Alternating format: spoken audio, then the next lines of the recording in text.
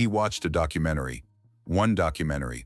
Then he packed his car, drove north, and didn't stop until he crossed into Alaska.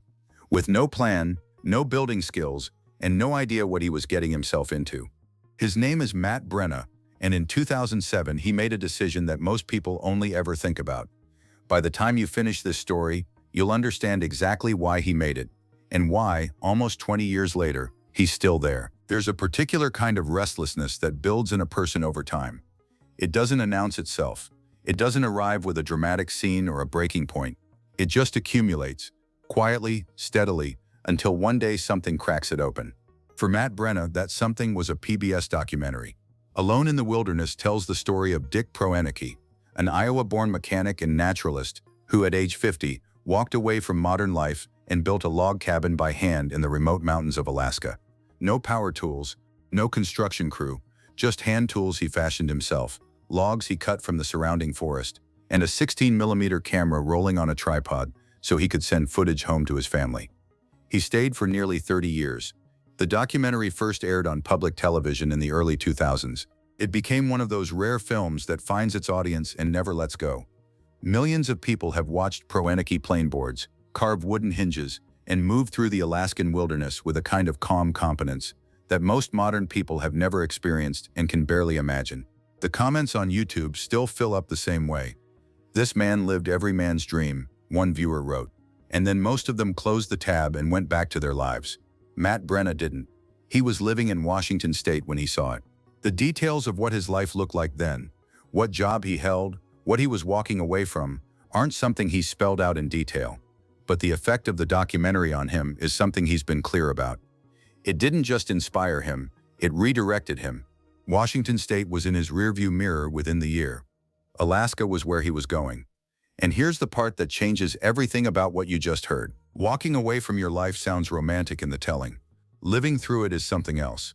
Matt arrived in Alaska in 2007 with a dream shaped by a documentary and, by his own admission, almost no practical knowledge to support it. He didn't know how to build. He didn't know Alaska.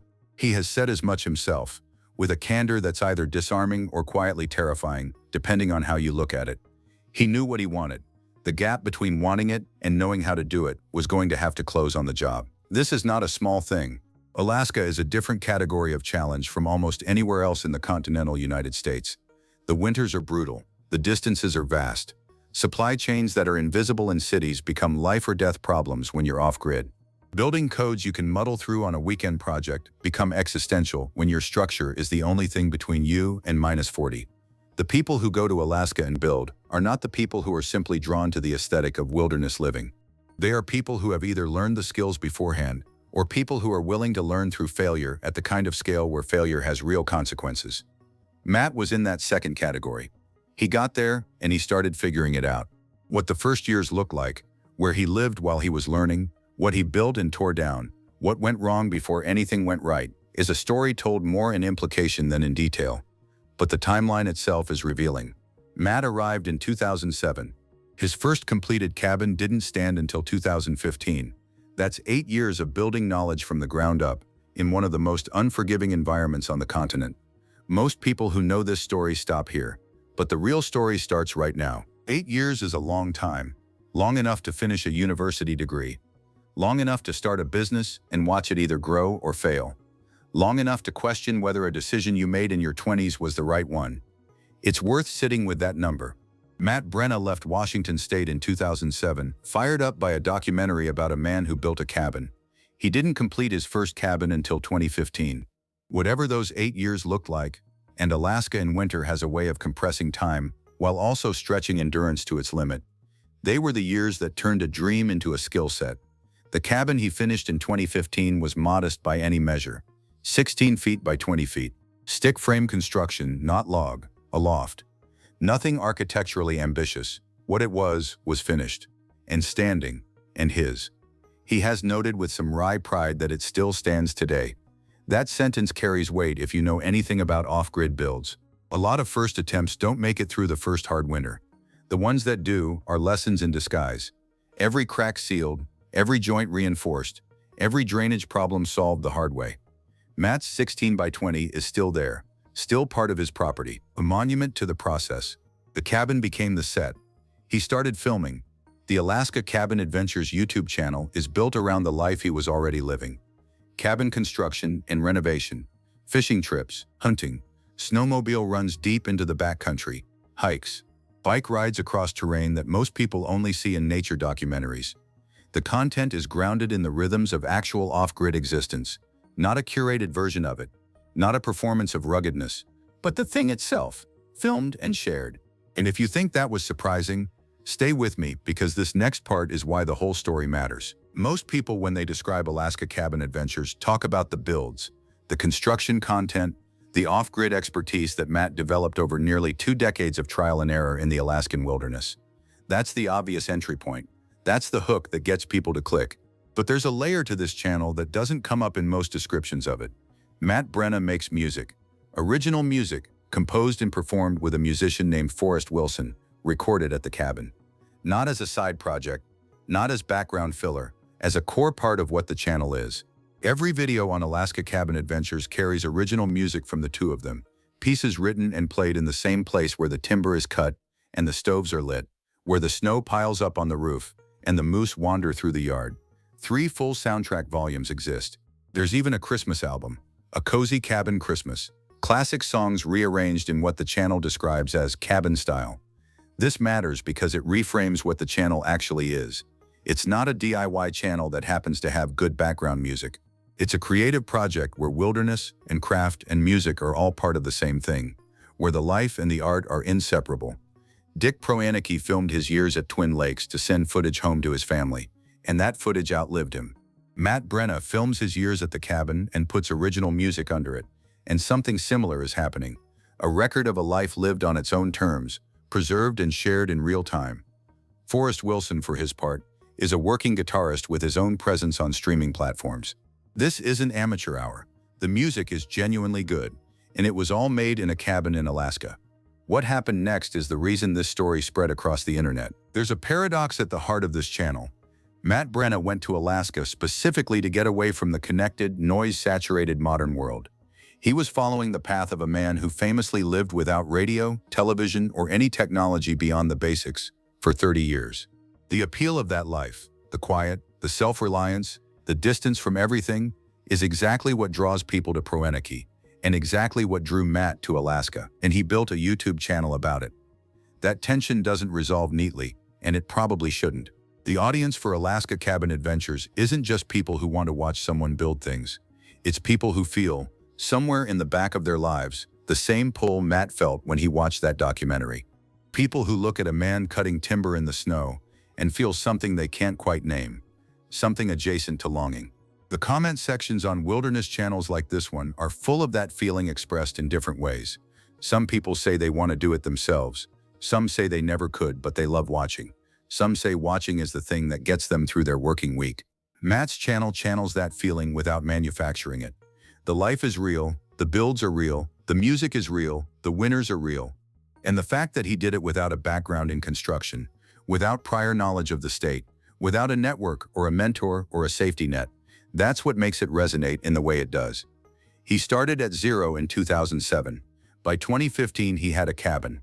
By 2025, he had a podcast appearance on the Backcountry Manifesto, walking a national outdoor audience through site selection, foundation work, outhouse construction, the full practical curriculum of building off-grid in the last frontier. One phone call, one conversation, that's all it took to change the direction of everything. It's worth stepping back and looking at the through line here, because it's not just Matt Brenna's story. It's a story about what one piece of documentary filmmaking can set in motion. Dick Proanecki died in April 2003 at the age of 86. He had already left his cabin by then. Age had made the winters unmanageable, and he spent his last years in California with his brother. His cabin at Twin Lakes was willed to the National Park Service and added to the National Register of Historic Places in 2007, the same year Matt Brenna drove north. Proanecki never knew YouTube existed. He filmed on 16mm because he wanted to share his world with his family. The documentary that Bob Swearer assembled from that footage has now introduced his life to generations of viewers who weren't alive when he was building. Comments pour in under the YouTube uploads of his footage from people in their 20s and 30s who found the channel and can't stop watching. The effect that footage has had on real people's real lives is not something that gets measured in any official way. But Matt Brenna is a documented case study. A young man in Washington state watched a documentary about a man who lived alone in the Alaskan wilderness, and then he went and did something about it. He didn't replicate Proenike's life exactly. Very few people could, and Proenike himself was a Navy veteran and master mechanic with skills accumulated over decades. But he took the animating idea and ran with it. He built a cabin. He built a second one. He made 3 albums of original music in the wilderness. He's still there. And here's what the comments kept asking. And here's the answer they never got.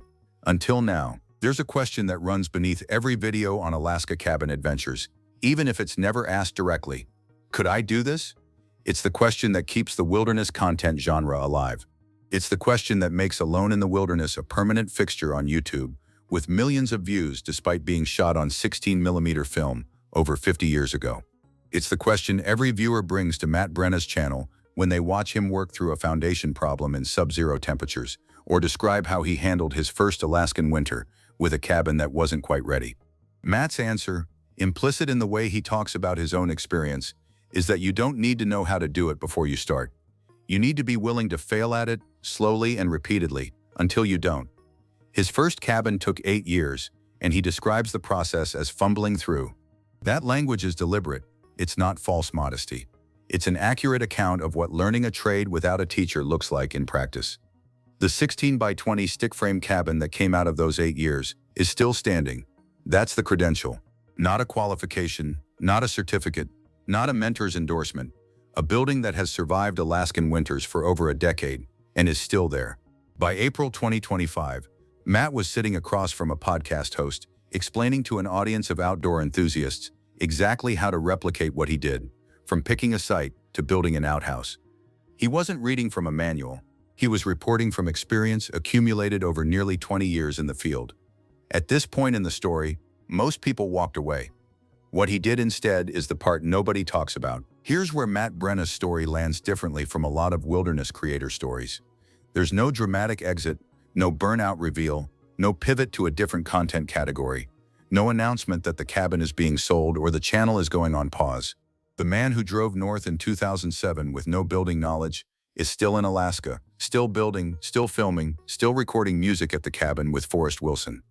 A third soundtrack volume was released in the period leading up to 2025. The Christmas album is out. The channel continues to upload. The podcast appearance in April 2025 was a natural extension of what he's been building for nearly 2 decades. A body of knowledge expressed across multiple formats about what it actually takes to live the life most people only think about. That's the quiet radicalism of this story. In a content landscape full of people who manufacture drama because organic stories don't always deliver on schedule, Matt Brenna has been doing the same thing since 2007 and letting the accumulation speak for itself. Cabin after cabin, season after season, album after album. No manufactured pivot, no crisis arc, just the work. Dick Proenike's film footage sat in boxes before Bob Swearer found it and made it into something that would outlive them both. Matt Brenna has been his own archivist from the start, filming his life, scoring it with original music, uploading it in real time so that the record exists as it's being made. The documentary that changed his life in 2007 was, at its core, a record of one man's decision to live differently. What Matt built in response to it is the same thing, in a different format, in a different decade. The real reason Matt Brenna left everything behind wasn't Alaska. It wasn't off-grid living. It wasn't even the dream of building with his own hands. It was the moment he understood, watching a PBS documentary about a man who had been dead for 4 years, that the version of a life that actually moves you is the one worth chasing. That sounds simple. Most true things do. What's rare isn't the feeling, it's acting on it. As of 2025, Matt Brenna is still at the cabin, still building, still recording. The third album is out, the channel is active, and the project he started in 2007, with no skills and no roadmap, continues to add new chapters. The next build, the next season, the next collaboration with Forrest Wilson. Whatever it is, it comes from the same place it always has. So here's the question this story leaves you with. When was the last time something moved you enough to act on it? And did you?